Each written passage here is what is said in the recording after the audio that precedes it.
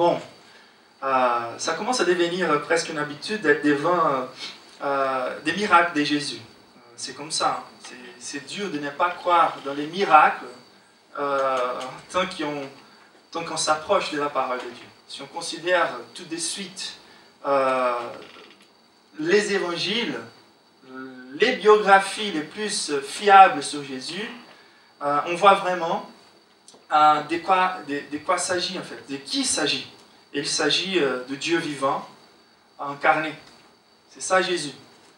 Et donc, à nouveau, si on se rappelle bien du contexte où nous nous trouvons à ce moment-là, Jésus, il a sorti de la Galilée, il a fait une petite visite dans les pires des villes de l'époque. Et pas que de l'époque, mais par rapport aux Juifs de plusieurs générations déjà. Donc on se rappelle bien, c'était cette région-là, des Tyr et Sidon, où un des faux dieux qui a généré de la plus grande idolâtrie, et une culture qui a été formée autour de ces dieux-là, très violente, très immorale, très méchante, qui a contaminé même à Israël par sa relation. Donc Israël a pris une contamination au travers les contacts avec les personnes des Tyr et Sidon, d'où elle n'a jamais revenu.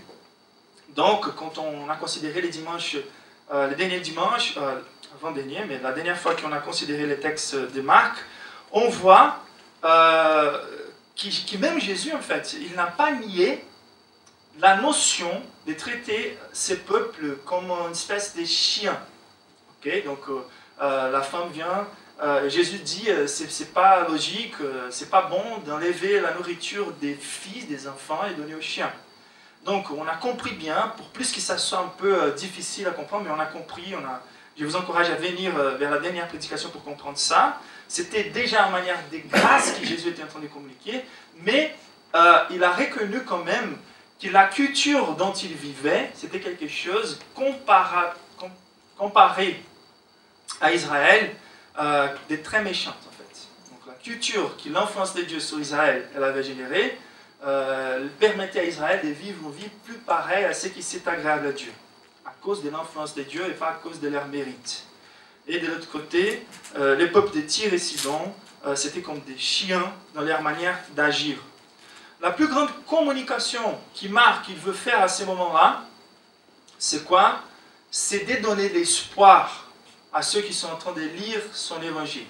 Et quel est le public de Marc? On se rappelle bien, ce sont les Romains, les païens.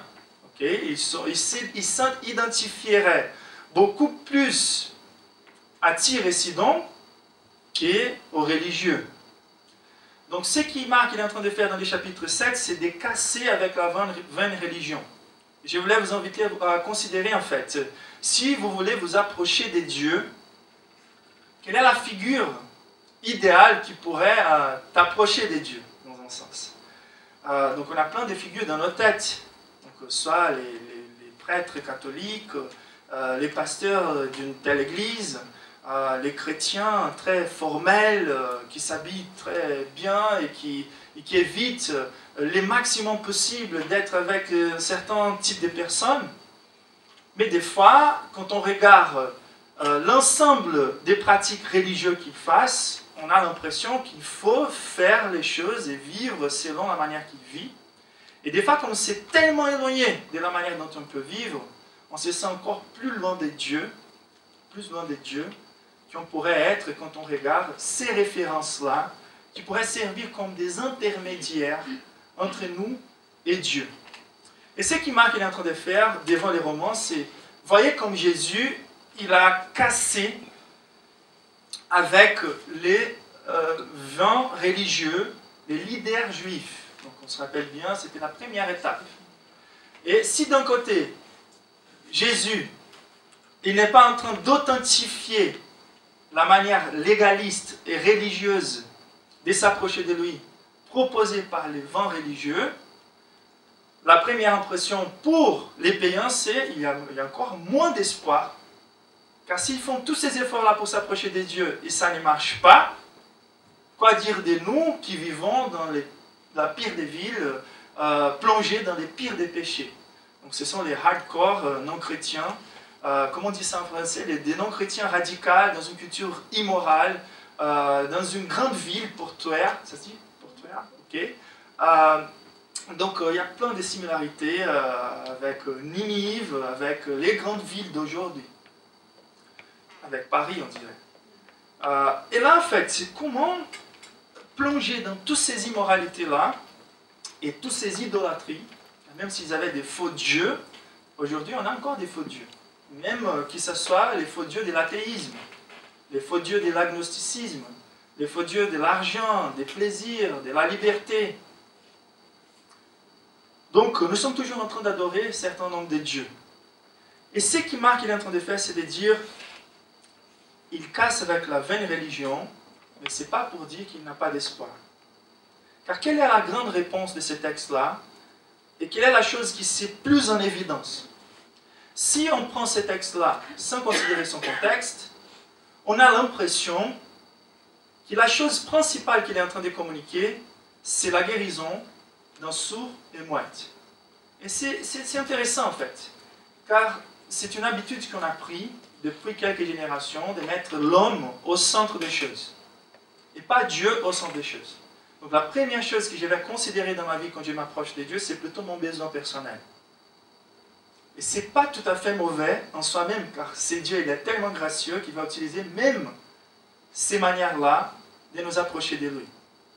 Mais la chose la plus étonnante que Marc est en train de montrer ici, c'est que même en malade, qu'à cette époque-là, même en Israël, et les maladies, d'une façon mauvaise comprise en fait, étaient considérées comme une expression de la réprobation des dieux envers les personnes. C'était plutôt vu comme des maudictions. Si ça marchait même en Israël, imaginons-nous la vision des religieux envers un sourd et muette des Tyr et Sidon. Celui-là, il est un Sidon. Okay? Donc, quelle est la plus grande communication des Marc là? C'est que Dieu, il peut s'approcher même des pires des pécheurs,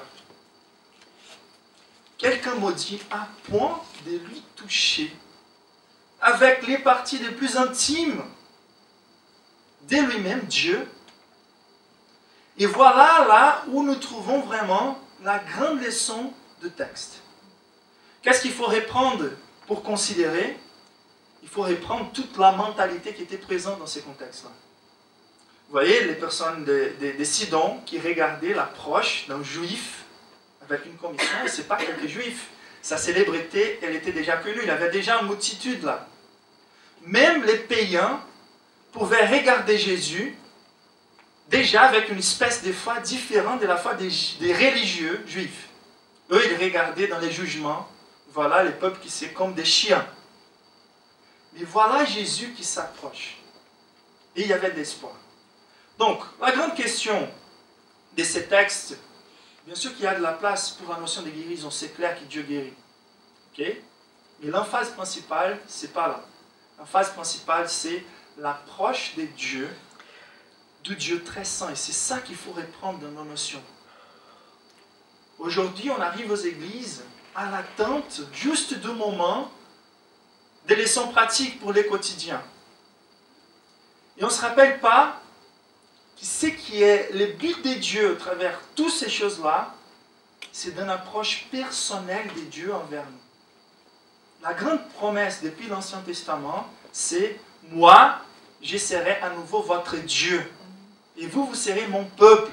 Et au travers vous, Israël, je bénirai toutes les nations. » Et les bénédictions à toutes les nations, ça passe pour un moment comme celui-là. N'oubliez pas, les 12 sont avec Jésus maintenant, avec un moment intensif de préparation. Et c'est une avant-première qui, même s'ils doivent s'adresser d'abord aux Juifs, ils vont quand même passer une étape de bénir toutes les nations. Et là, Jésus, avec ces deux exceptions-là, et peut-être encore plus dans ces parcours qu'il va faire, il va bénir ces personnes spécifiques des Tyr et Sidon, les pires des villes. Donc si Dieu il est disposé à bénir les pires des villes, c'est ça qu'il va attendre de ses disciples. Et voilà que Dieu s'approche. Et la grande question c'est, vraiment, à nouveau, comment un homme religieux peut s'approcher des dieux. Ou on pourrait dire comment un homme religieux peut avoir l'espoir en fait, d'être béni, de trouver la faveur des dieux. Et c'est pour ça que je vais vous poser la question, qui serait l'intermédiaire idéal? Car ce qui s'étend en face dans ces textes-là, d'une façon étonnante, c'est le rôle de Jésus tant qu'il est souverain sacrificateur. C'est l'intermédiaire par excellence entre Dieu et les hommes. Est-ce qu'il y a une différence entre les dieux des religieux juifs ou comment les religieux juifs devraient s'approcher des dieux?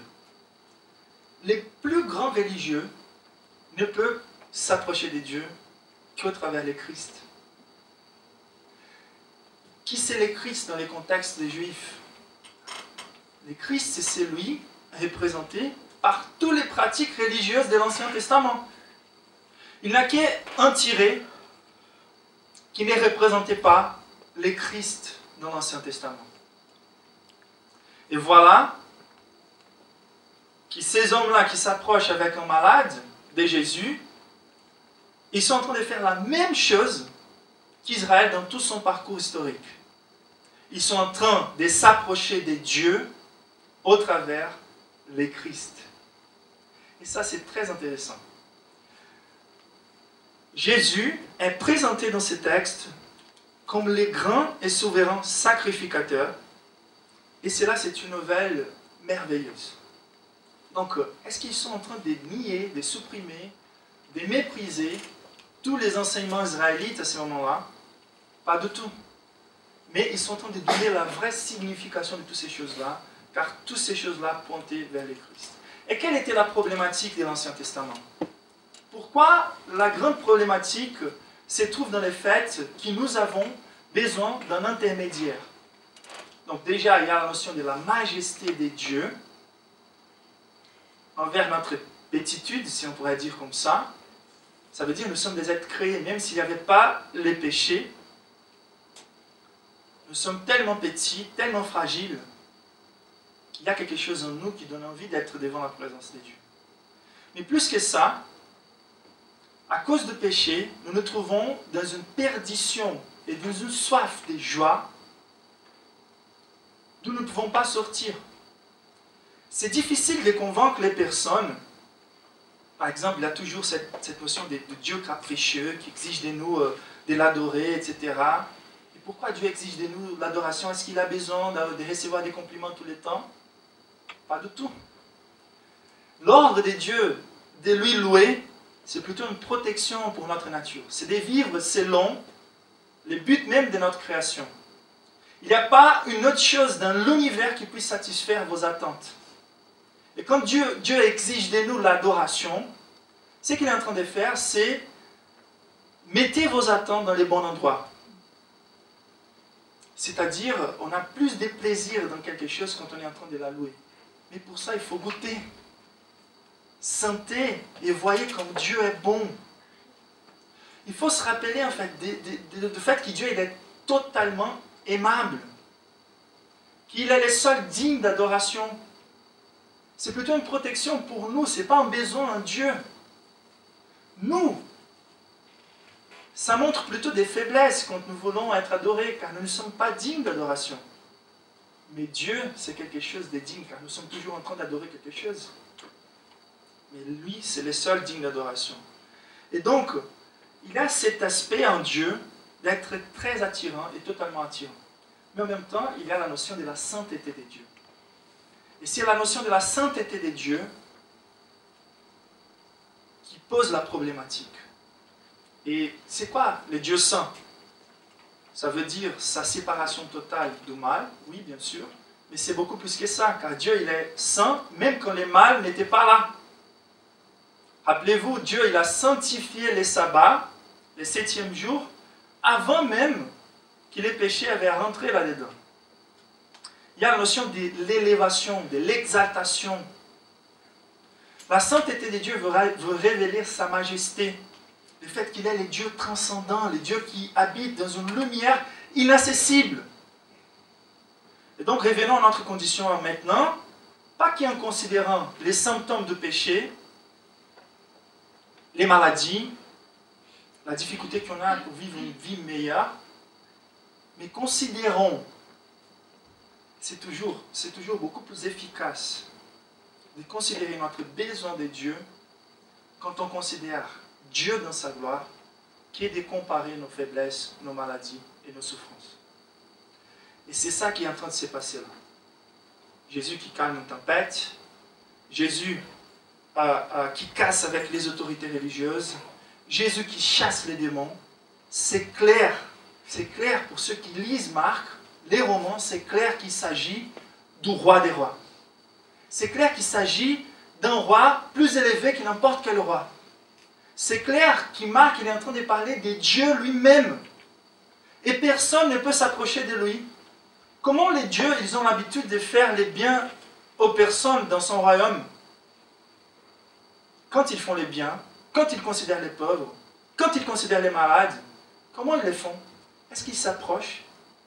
Combien d'intermédiaires entre Dieu, entre les rois humains et les peuples? Mais dans ces cas-là, c'est différent. Il y a qui un intermédiaire? Et découvrez, l'intermédiaire, c'est Dieu lui-même.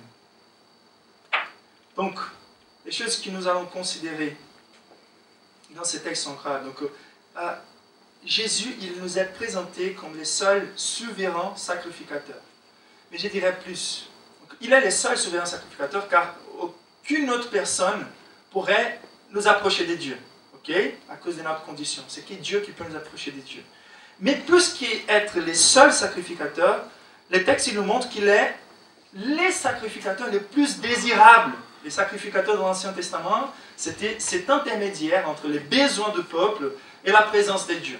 Le Dieu il est tellement saint et nous sommes tellement pécheurs qu'on a besoin de tous ces processus-là de sanctification, de purification pour s'approcher de lui.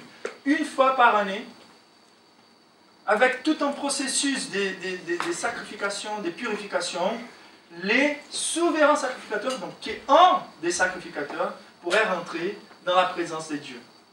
Les saints des saints. Okay? Juste cette image nous aide à comprendre la problématique derrière ces textes. Et voilà les rois des rois qui s'approchent. Donc pourquoi Jésus, il est le plus désirable? Il n'est pas qu'il est seul, donc il est le seul. La manière de Jésus d'agir tant que sacrificateur, c'est une manière totalement attirante. Et on va voir pourquoi. Donc la première chose, c'est l'accessibilité de Christ. Tant que souverain sacrificateur, Jésus, il est accessible. Ça, c'est étonnant déjà. Ok? Dans l'Ancien Testament, l'emphase était plutôt dans les gaps, dans la distance entre Dieu et l'homme. Beaucoup d'intermédiaires. Malheureusement, l'Église catholique, elle a repris un peu ça. Combien d'intermédiaires entre l'homme et Dieu? Des saints, des pénitences, des confessions en personnes spécifiques, etc. etc. Aujourd'hui, plusieurs églises évangéliques sont en train de reprendre ces choses-là. Même de reprendre des pratiques de l'Ancien Testament. Et plus que ça, des références des pasteurs tant qu'intermédiaires entre les personnes et Jésus lui-même. Et plusieurs d'autres pratiques religieuses vaines. Mais ce qui est étonnant dans ce texte, c'est l'accessibilité de Christ. C'est étonnant et éclatant même pour ses disciples. Et c'est exprès que Jésus fait cela. Donc, comment Jésus s'est fait accessible à ces personnes de Tyr et Sidon, les pires villes? Verset 31, Jésus quitta les territoires de Tyr et revint par Sidon vers les lacs de la Galilée, en traversant la région de Décapole. On lui amena un sourd qui avait de la difficulté à parler, et on supplia de poser la main sur lui. Donc, c'est étonnant les détours que Jésus fait pour trouver, ou pour se rencontrer avec deux personnes spécifiques dans des pires des villes. On se rappelle bien, il est parti de la Galilée, il va à Tyr, il se trouve avec une femme. Maintenant, il va revenir en Galilée, mais au lieu de prendre les chemins les plus courts, il va faire un détour par Décapole en passant par Sidon. Ça, c'est étonnant. Apprenez ça. Vous avez eu déjà la sensation, et même que les prédicateurs là en train de prêcher un texte, tous les mots sont adressés directement à notre cœur. Spécifiquement. Dieu qui traite avec nous. Donc c'est l'impression en fait de ces détours. Donc Dieu, dans un sens, Jésus ne perd pas de temps. Il est allé à Tyr, il a fait la volonté de Dieu s'accomplit là-bas, et une fois qu'il a accompli sa mission là-bas, il sort. Il ne va pas perdre de temps. Mais ça ne veut pas dire qu'il ne serait pas dispo à perdre du temps pour faire la volonté de Dieu. Les chemins de la miséricorde, parfois, il est un peu plus long. Il faut qu'on soit en harmonie avec les priorités de Dieu. Il pourrait revenir en Galilée directement, mais il va faire les tours par Décapole pour se rencontrer avec cet homme qui est sourd et qui a de la difficulté à parler. Et donc c'est très intéressant. Les détours qui parfois on doit être sensible et disposé à faire pour être à l'image de Christ dans son ministère. Et donc, quels sont les détours que Dieu fait? Donc dans les textes, c'est clair, c'est les détours qu'on vient de mentionner, de passer par Tyr et Sidon, même si les chemins vont être plus longs, pour revenir en Galilée. Mais ça nous apporte à nouveau cette notion des contrastes entre l'accessibilité de Dieu. Donc, 1 Timothée 6, verset 14 nous dit, par rapport à Dieu, observe ses commandements en restant pur et irréprochable jusqu'à l'apparition de notre Seigneur Jésus-Christ. C'est-à-dire, le souverain sacrificateur, il va revenir un jour pour nous mettre à la présence de Dieu définitivement. Mais jusqu'à que ces jours n'arrivent pas, restons purs, gardons les commandements. Et qu'est-ce qui va se passer les jours où Jésus apparaîtra, en fait? Il nous dit, le verset 15, que Dieu se citera au moment fixé. Et qui est ce Dieu? Il est le bienheureux, unique souverain, les rois des rois, Seigneur des seigneurs. Transcendance de Dieu, loin de nous. Lui seul est immortel. Sa demeure est bâtie au sein de la lumière, inaccessible à tous. Nul parmi les humains n'est la vue de ses yeux, aucun ne peut les voir. À lui soit à jamais l'honneur, la puissance. Amen. Mais l'obsession de ces dieux-là, c'est de se révéler à nous. Ça, c'est plus grand que n'importe quelle guérison qui peut se faire. Et c'est pour ça qu'on considère les grands détours que Dieu a fait pour venir vers nous, surtout dans nos péchés. Regardez les versets, Jean chapitre 1, verset 18. Personne n'a jamais vu Dieu. Dieu, le Fils unique qui vit dans l'intimité du Père, nous l'a révélé. Voilà Jésus, l'intermédiaire. Et quels sont les détours qu'il fait? Si on vient un peu en arrière par rapport à cet épisode, on voit l'incarnation de Christ. Lui qui va laisser les paradis célestes, la gloire de la présence du Père, pour se vider de sa gloire et faire ces détours très désagréables d'incarner et de venir occuper un corps humain et de passer par les lieux les plus ténébreux de la terre. Si on considère un peu plus avant, après cet épisode-là, on voit sa crucifixion. Et qu'est-ce qui se passe dans sa crucifixion? Dieu devient accessible. Il devient explicite. Personne ne peut nier le fait que Dieu est venu, en fait. Tous ont une moindre connaissance de la croix. Donc, il a été mis dans des lieux les plus évidents de l'histoire de la terre. Il est sur cette croix, dans l'haut d'une montagne, de la façon la plus accessible possible. Le scandale de la croix a marqué l'histoire et marque l'histoire jusqu'à aujourd'hui. Donc, ces détours que Dieu a fait pour mettre Jésus sur la croix, si on considère les efforts que le Saint-Esprit fait dans nos vies, ses influences pour rendre Jésus accessible, pour rendre Dieu accessible à nous, ces influences qui Jésus nous a laissées, le Saint-Esprit, pour nous rappeler en fait de l'accessibilité du Père, de rentrer dans notre chambre secrète et de prier et savoir que nous sommes déjà en connexion avec Dieu. Voyons par exemple l'intercession qu'après sa résurrection, Jésus fait auprès du Père. Il rend Dieu accessible à nous constamment. Il nous rend accessible à Dieu constamment par ses prières. Ici, on considère aussi l'envoi de ses disciples, qui maintenant apporte son esprit. C'est Dieu qui s'est fait accessible au peuple au travers de ces moyens. Combien de détours dans la vie de ces personnes sont faits? Combien Dieu ne bouge pas ces personnes partout dans le monde pour que Jésus soit accessible aux nations? C'est l'obsession de Dieu, de se faire accessible à nous. Et quelle est la grande leçon, au moins dans ces premiers points, que nous devons prendre? C'est de ne pas mépriser l'accessibilité que Dieu nous donne à lui-même au travers de Christ. Dans les textes, même les amis de cet homme-là qui ont fait cette intercession pour lui, ils ont apporté, même en sachant en fait leur indignité, ils ont apporté cet homme vers le Christ. Ils n'avaient pas un background religieux, mais ils avaient la connaissance qui suffit. Il faut amener les personnes au Christ.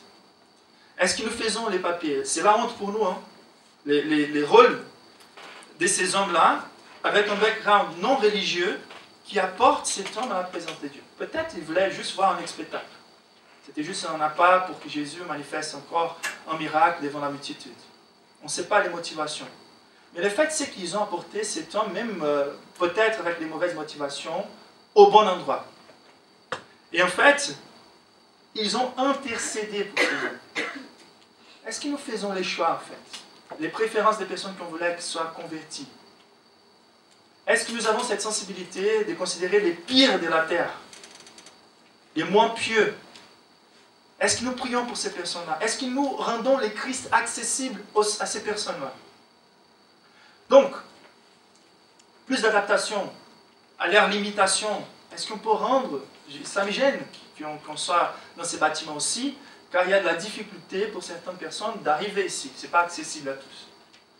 Il faut qu'on soit en train de s'adapter, de faire des détours pour privilégier l'accessibilité au Christ dans tous les sens. Donc il y a deux implications principales. Nous, tant que représentants de Christ, et nous, tant que ceux qui sont devant l'accessibilité de Père. Des fois, le Saint-Esprit est en train de nous inviter à la communion avec Dieu. Et mon pasteur disait ça toujours. Les moments où on sent l'invitation de Dieu à lire sa parole, à être en communion avec lui, ne laissez pas ça pour après. Les moments où il croise la ville, où il croise nos vies, bien sûr il est là toujours, mais il y a des moments où il est en train de nous inviter de façon plus spécifique. Il faut profiter de ces moments. Si Dieu est dans la ville, courez vers lui. Courez vers lui. Okay? Donc, l'accessibilité du Christ. Ensuite, on a la compassion du Christ. Ça, c'est étonnant dans les textes. Verset 33 nous dit « Il les prit par loin de la foule, lui mit des doigts dans les oreilles et lui toucha la langue avec sa propre salive. Puis, il leva les yeux au ciel, soupira et dit « Ephata », c'est-à-dire « Ouvre-toi ». Ok, la compassion du Christ, c'est étonnant. C'est déjà quelque chose d'attendre la faveur de Dieu envers les personnes en général, mais le plus étonnant de notre Dieu, c'est qu'il va s'identifier de la façon la plus intime et inimaginable avec nos faiblesses. C'est incroyable de voir que Jésus, devant, dans un sens, cette ville immorale et ses habitantes, au lieu, à ces moments-là, de faire un spectacle, il prend cette personne à côté. C'est les traitements qui donnent la plus grande dignité à un exclu de la société. Est-ce que vous avez la notion que votre relation avec Dieu, c'est une relation personnelle? Est-ce que vous avez la sensation que Dieu a déjà traité avec toi d'une façon personnelle? Est-ce que vous êtes caché dans la multitude? Vous voulez juste toucher un peu de lui et sortir, de prendre un peu de sa faveur, d'être guéri? Jésus a pu le faire, comme il a fait plusieurs fois avec plusieurs personnes qui lui ont abandonné après. Mais avec cet homme-là, c'était différent. Avec cet homme-là, Jésus voulait lui dignifier, lui traiter personnellement. Imaginez la situation de cet homme sourd, muette, n'a pas comment bien se communiquer. Ça serait facile pour Jésus de le guérir. La méthode, c'est différente, que Jésus va appliquer ici, avec plein de mystères, on ne connaît pas, ça montre plutôt la souveraineté de Dieu, pourquoi il a fait comme ça. Mais l'intéressant, c'est qu'il les prend à part. Il reçoit un traitement spécial. Je ne vais pas te traiter comme un exclu, comme toute la société est en train de te traiter. Je vais t'exclure de la société, mais pour être tête à tête avec moi, face à face avec moi. Et le plus intéressant, c'est qu'il prend ses mains et il met dans les oreilles. Bien sûr, c'est la touche de Dieu créateur, c'est la puissance affichée. C'est Dieu lui-même présent qui va utiliser de sa source récréatrice, de sa puissance récréatrice, de remettre les choses en ordre. Mais il y a quelque chose de très intéressant que certains commentaristes disent par rapport à ce texte, c'est si on considère les obstacles que cet homme il avait, même Jésus, en sachant qu'il va lui guérir, il se met face à face avec cet homme-là. Il a besoin de comprendre la communication de la manière où il est habitué à se communiquer. Il faut lire la bouche. Donc c'est face à face, main dans les oreilles, connexion directe, intime de Jésus avec cet homme-là. Aussi, la compréhension, c'est qu'il a pris de la salive avec sa main, c'est la compréhension générale, et qu'il a touché de sa salive avec sa salive. Donc c'est quelque chose de très intime aussi, communiqué, on ne sait pas comment expliquer toutes les implications de ça, mais le fait c'est qu'il y a quelque chose de très intime se passe. Donc, tes oreilles vont écouter parfaitement. Et voyez l'implication évangélique pour ça. Quand on comprend l'évangile, plusieurs fois l'évangile prêché, on ne le comprend jamais. Mais d'un jour au lendemain, comme dans un coup magique, la régénération du Saint-Esprit est appliquée à nous et on commence à comprendre les vérités de l'évangile. Donc cet homme-là, il a le privilège d'écouter par la première fois, et la voix qu'il écoute par la première fois, c'est la voix de Jésus, le Dieu vivant. Quel privilège de cet homme. Ça vaut la peine de ne pas entendre un seul mot pendant toute la vie. Si c'est le premier mot qu'on va écouter, c'est la parole de Dieu. C'est pour ça qu'il y a des vies tellement détruites par les péchés qui parfois, à partir du moment où ils se sont convertis, ils deviennent des maîtres, des chefs d'œuvre en fait des dieux. Et on ne peut même pas comprendre, l'apôtre Paul par exemple, comment il a pu vivre une vie si mauvaise avant. Et c'est pour ça, c'est dans cette anticipation des merveilles que Dieu peut faire dans la vie d'une personne, qu'il ne faut jamais juger les personnes par ce qu'elles sont aujourd'hui. Venez comme vous êtes, et c'est à Dieu de nous montrer les merveilles qu'il va faire. Regardez à côté de vous, ce n'était pas toi qui as choisi les personnes qui sont là, ce sont les élus de Dieu, les bien-aimés de Dieu. C'est lui qui a décidé qui va former cette communauté et les communautés chrétiennes. Et donc c'est très intéressant, cette identification avec ses limitations, cette adaptation, cette compassion. Donc il touche sa salive, il touche, donc il entend parfaitement et maintenant il va parler parfaitement. Ok, c'est très intéressant, mais à cause de la touche, de l'origine même du Créateur. Donc il a pris à part, il s'identifie avec ses besoins et maintenant il va guérir. Donc la définition complète de miséricorde, c'est de faire pour quelqu'un ce qu'il ne peut pas faire pour soi-même. Okay? Donc il a le côté miséricorde de sentir la douleur dans les cordes. Donc je sens ta douleur. Je vais me baisser à l'auteur de tes faiblesses, de ton besoin. Et à partir de là, je vais te faire monter avec moi. C'est ça que Jésus a fait. Et donc il dit Ephata, qui veut dire ouvre-toi. Et là, on trouve la puissance récréatrice et créatrice de la parole de Dieu.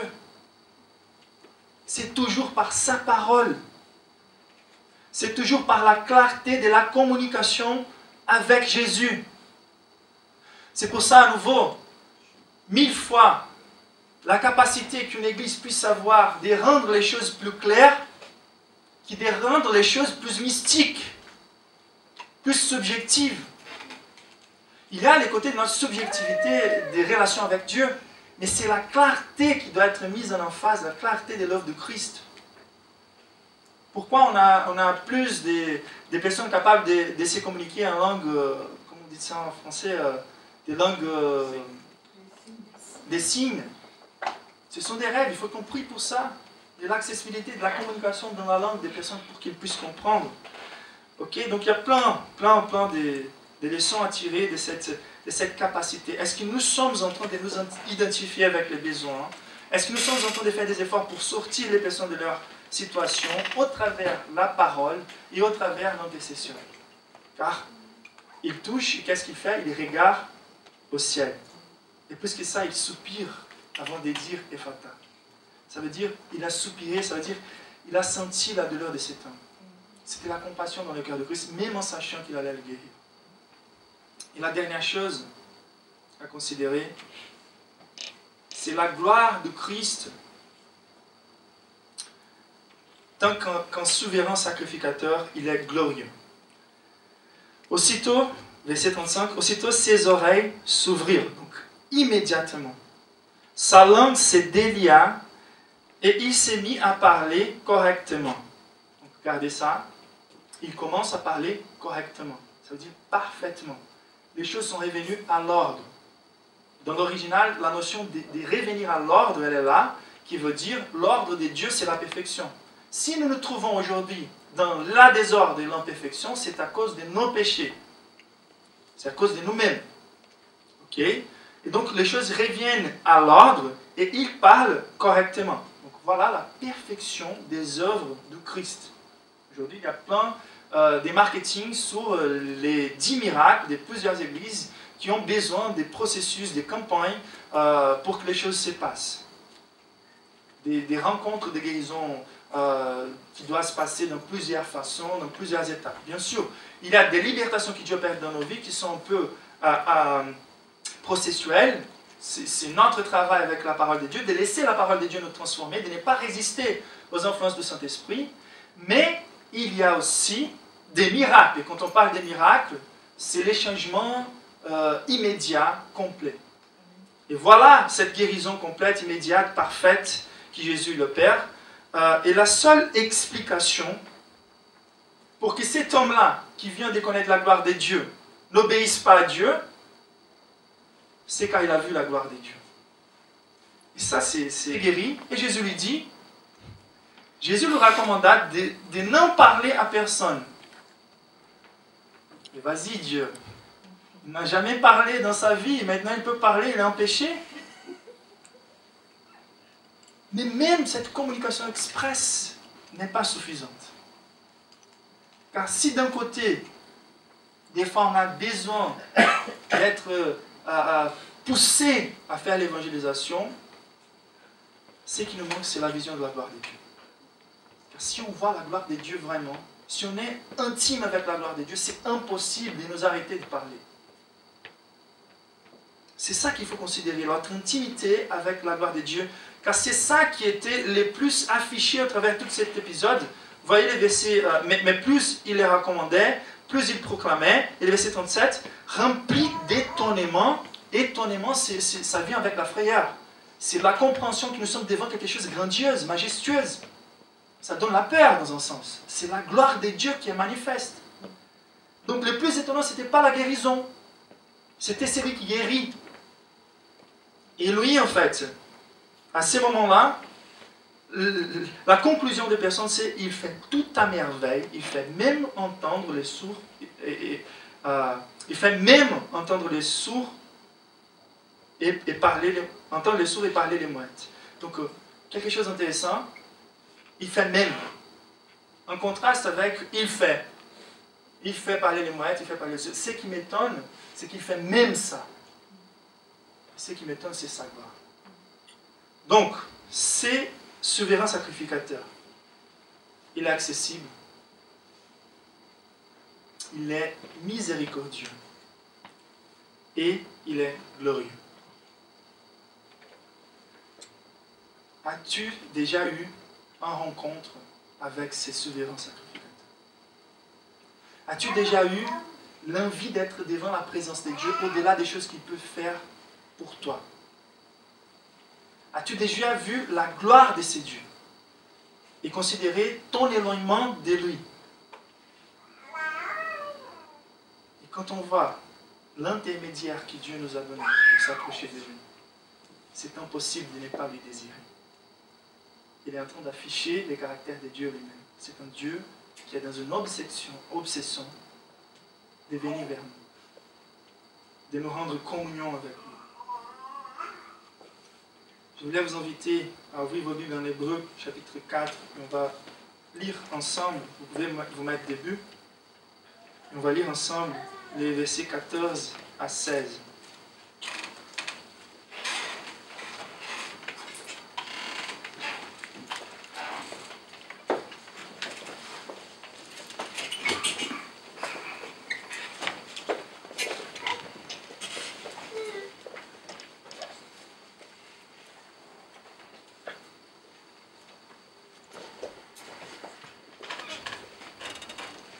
Hébreux 4, 14 à 16 nous disent: Ainsi, puisque nous avons un souverain grand prêtre qui a traversé les ciels, quel détour, Jésus, le Fils de Dieu, restons fermement attachés à la foi que nous professons. En effet, nous n'avons pas un grand prêtre incapable de compatir à nos faiblesses. Au contraire, il a été tenté en tout